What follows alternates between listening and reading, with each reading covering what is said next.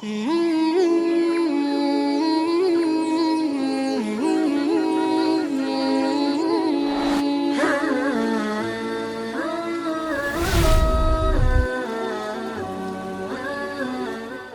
اللہ الرحمن الرحیم نحمدہ و نصلی علی رسولہ الکریم اما بعد۔ محترم ناظرین، پیغام رمضان آئینہ چینل کے ساتھ رمضان کی خصوصی ٹرانسمیشن میں نوید الطاف خان کا سلام قبول کیجیے۔ آئینہ چینل کا بنیادی مقصد فرد اور معاشرہ کی دینی تربیت اور دین کے اندر خاص طور پر فرد اور معاشرہ کی اخلاقی تربیت کے لیے دینی رہنمائی فراہم کرنا ہے، تاکہ ایک مسلمان اخلاق کے اعتبار سے، عمل کے اعتبار سے ایسا مسلمان نظر آئے جو اللہ اور اس کے رسول کی اخلاقی تعلیمات کا پابند ہو، اور جسے دیکھ کر اور جس کے ساتھ معاملہ کرتے ہوئے دوسرے انسان کو یہ یقین ہو چلے کہ یہ انسان لازمی طور پر کسی سچے دین کا پیروکار ہے، جو کچھ بھی ہو جائے لیکن اپنی بات سے پھرتا نہیں، جو کچھ بھی ہو جائے لیکن اپنی دنیاوی فائدے کے لیے اپنے اصولوں سے ادھر ادھر نہیں ہوتا، یعنی جو کام کا سچا، بات کا پکا اور زبان کا کھرا ہو۔ اسی طریقے سے جو اور اخلاقی تعلیمات ہیں وہ اس کے اندر موجود ہوں، تو وہ گویا اخلاق کے اعتبار سے اخلاق کا چلتا پھرتا نمونہ نظر آئے۔ پیغام رمضان کے حوالے سے، کیونکہ رمضان بنیادی طور پر انسان کی تربیت اور انسان کی اخلاقی تربیت کے لیے آتا ہے۔ قرآن کریم میں ارشاد ہے، اللہ تعالیٰ فرماتے ہیں کہ ہم نے رمضان کا روزہ تم پر اس لیے فرض کیا ہے تاکہ تم متقی بن جاؤ۔ تو پیغام رمضان میں جو بنیادی چیزیں آپ کے سامنے گوش گزار کرنی ہیں، جو آپ کے سامنے پیش کرنی ہیں، ان میں سے ایک یہ ہے کہ یہ جو رمضان ہے یہ تبدیلی کا مہینہ ہے۔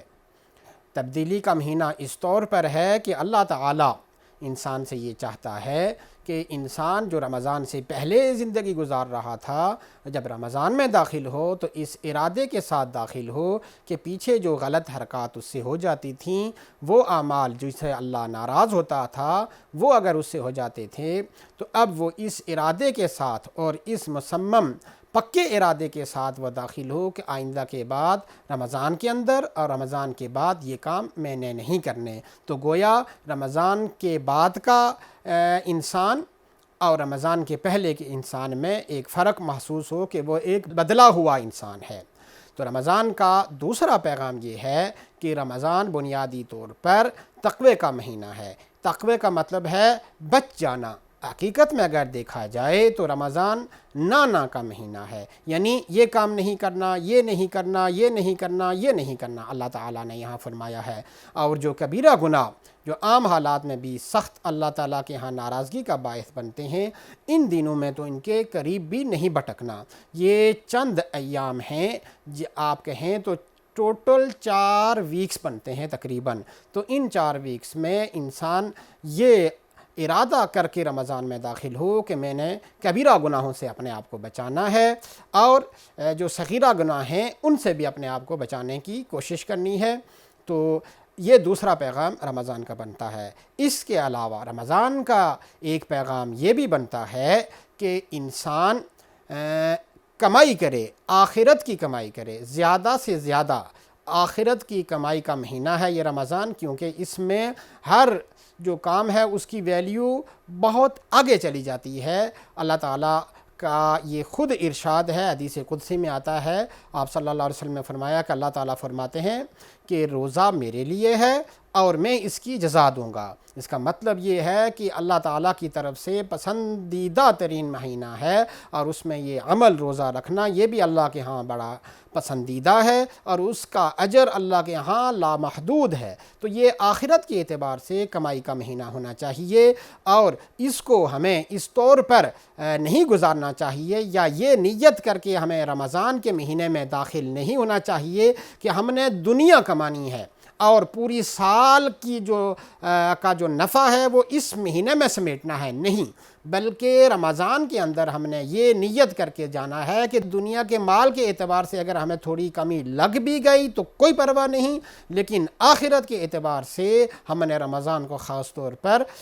کمائی کا مہینہ بنانا ہے کہ وہ کمائی جو عام پورے 11 مہینوں کے اندر نہیں ہو سکتی، ہم نے رمضان کے اندر ہی اس کو سمیٹنا ہے۔ اس کے علاوہ ایک یہ بات کرنی ہے کہ رمضان میں جو ہمیں بری عادتوں کی فرض کیا کوئی لت پڑی ہوئی ہے تو فوکس یہ کر لیں کہ یہ جو سب سے زیادہ خطرناک عادت ہے میری،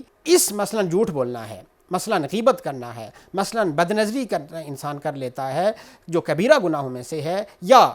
حرام کی کمائی کمانے کی یا کھانے کی اس کو لت پڑی ہوئی ہے، تو انسان یہ پکا ارادہ کر کے رمضان میں داخل ہو کہ کم از کم یہ کام تو میں نے نہیں کرنا رمضان کے اندر، اس کو چھوڑنا ہی چھوڑنا ہے۔ تو ایک پیغام رمضان یہ ہے کہ انسان اس ارادے کے ساتھ کہ جو سب سے بری عادت انسان کو پڑی ہوئی ہو اس کو رمضان میں نے چھوڑنا ہے، اس کے طریقے سے اگر انسان رمضان کے اندر داخل ہوگا تو اس سے بھی بڑا فائدہ ہوگا۔ اس کے علاوہ چونکہ رمضان میں اصل مقصود غریبوں کے ساتھ، کمزوروں کے ساتھ، ان لوگوں کے ساتھ جو کہ معاشرے میں اپرسٹ ہیں، ان کے ساتھ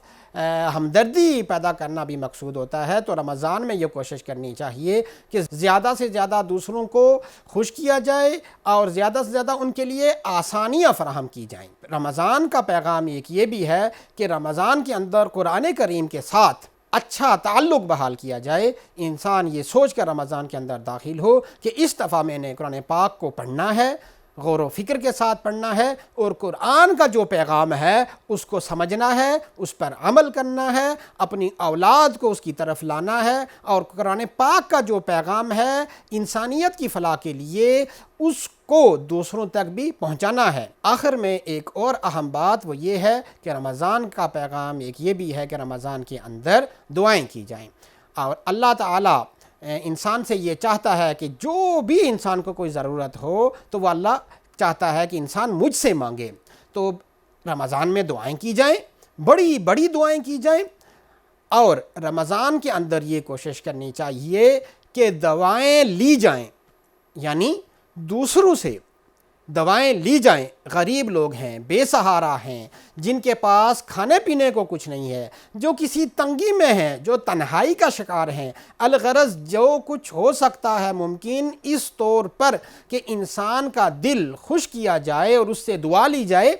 تو یہ اس پر بھی فوکس کرنا چاہیے رمضان کے اندر کہ دوسروں سے دعائیں لی جائیں، خاص طور پر والدین کی خدمت کر کے ان سے دعائیں لی جائیں، اپنے اہل والوں کو ان کا دل جیت کر ان سے دعائیں لی جائیں، اساتذہ کرام سے دعائیں لی جائیں، اور معاشرے میں جو غریب غربا لوگ ہیں ان سے دعائیں لی جائیں۔ تو یہ بھی فوکس کرنا چاہیے، کیونکہ رمضان کے اندر عام طور پر دعائیں بہت زیادہ قبول ہوتی ہیں، اور خاص کر کے افطاری کے وقت جو ہوتی ہیں۔ اسی طریقے سے بد دعاؤں سے بچنا چاہیے۔ رمضان جس طریقے سے اللہ تعالیٰ کی رحمت کا ایک سمجھ لیجئے ایک بہار کا موسم ہوتا ہے، تو اس دوران جب اللہ تعالیٰ کی رحمت پورے سوئنگ میں ہوتی ہے، انسان کو پوری کوشش کرنی چاہیے کہ وہ اس دوران دوسروں کی بد دعاؤں سے بچے۔ اللہ تعالیٰ سے دعا ہے کہ جو پیغامات آئینہ چینل کی طرف سے رمضان کے کی خصوصی نشریات میں لوگوں تک جا رہے ہیں، اللہ تعالیٰ اس پر ہمیں خود بھی عمل کرنے کی توفیق عطا فرمائے، اور رمضان کے انوار اور برکات کو سمیٹنے میں اللہ تعالیٰ ہمیں یہ توفیق دے کہ ہم رمضان کے انوارات، انعامات اور برکات جتنی ہیں وہ ہم رمضان سے کما حق ہو سمیٹ سکیں۔ اللہ تعالیٰ ہمیں عمل کی توفیق دے۔ وآخر دعوانا ان الحمد للہ رب العالمین۔